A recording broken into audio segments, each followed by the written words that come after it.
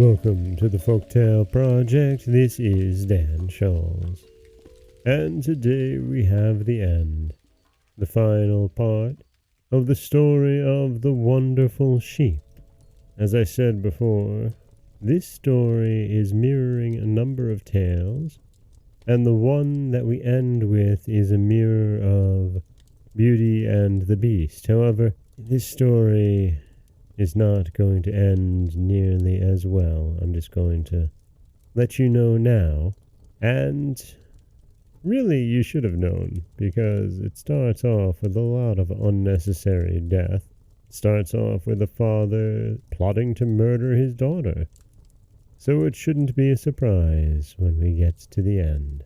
This is the end of the wonderful sheep. The Princess Miranda felt more at ease when the king came up to her, and with the greatest respect begged her not to run away so soon, but at least to honor him by staying for the splendid feast which was prepared for the princes and princesses. He led her into a magnificent hall, where all the court was assembled, and himself taking up the golden bowl full of water, he offered it to her that she might dip her pretty fingers into it. At this, the princess could no longer contain herself. Throwing herself at the king's feet, she cried out, "My dream has come true after all. You have offered me water to wash my hands on my sister's wedding day, and it has not vexed you to do it." The king recognized her at once. Indeed, he had already thought several times how much like his poor little Miranda she was. "Oh, my dear daughter," he cried, kissing her, "can you ever forget my cruelty? I ordered you to be put to death because I thought your dream portended the loss of my crown. And so it did," he added. "For now your sisters are both married and have kingdoms of their own, and mine shall be for you." So saying, he put his crown on the princess's head and cried, "Long live Queen Miranda!" All the court cried, "Long live Queen Miranda!" after him.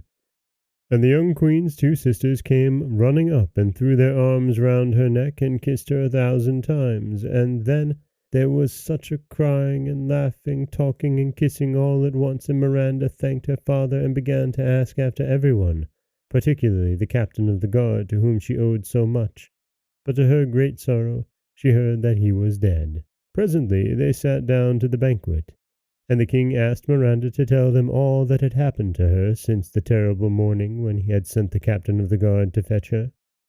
This she did with so much spirit that all the guests listened with breathless interest. But while she was thus enjoying herself with the king and her sisters, the king of the sheep was waiting impatiently for the time of her return. And when it came and went, and no princess appeared, his anxiety became so great that he could bear it no longer. "She is not coming back any more," he cried. "My miserable sheep's face displeases her, and without Miranda, what is left to me? Wretched creature that I am! Oh, cruel Ragot, my punishment is complete." For a long time he bewailed his sad fate like this, and then seeing that it was growing dark, and that there still was no sign of the princess, he set out as fast as he could in the direction of the town. When he reached the palace, he asked for Miranda, but by this time everyone had heard the story of her adventures, and did not want her to go back again to the king of the sheep, so they refused sternly to let him see her. In vain he begged and prayed them to let him in. Though his entreaties might have melted hearts of stone, they did not move the guards of the palace, and at last, quite broken-hearted, he fell dead at their feet. In the meantime, the king, who had not the least idea of the sad thing that was happening outside the gate of his palace, proposed to Miranda that she should be driven in her chariot all round the town, which was to be illuminated with thousands and thousands of torches, placed in windows and balconies and in all the grand squares.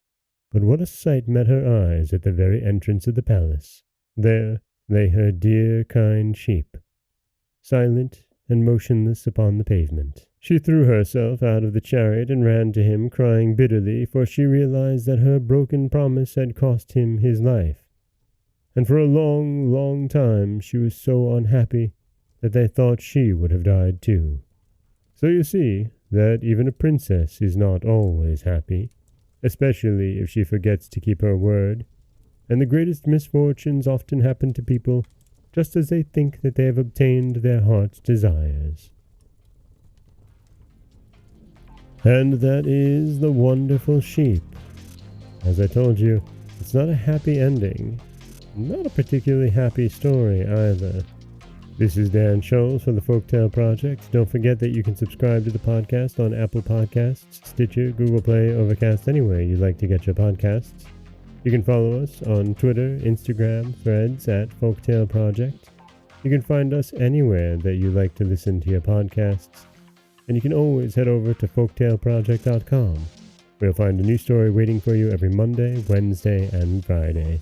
If you enjoyed this episode and this story, please head over to Apple Podcasts or wherever you like to listen and leave us a 5-star rating and a kind review. I really do appreciate it. It helps others find the stories. As always, thank you so much for listening.